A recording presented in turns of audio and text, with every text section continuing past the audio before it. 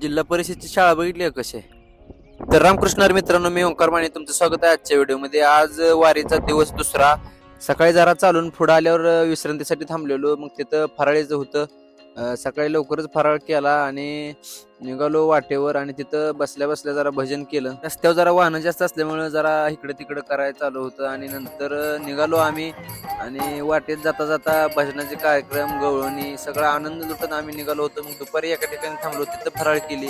आज एकादशी असल्यामुळे प्रत्येकाची इच्छा आपल्या घरी वारकरी यावं, त्यांनी फराळ करावं, पण मग प्रत्येक ठिकाणी शक्य नाही.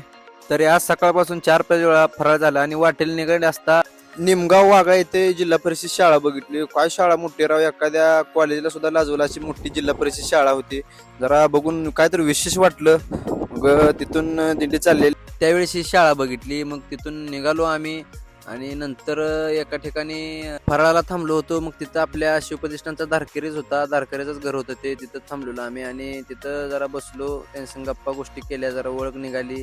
मग तिथून निघालो आणि आज मुक्काम होता आपले दिंडीचेच शिवाजी महाराज गोरडे यांच्या घरी.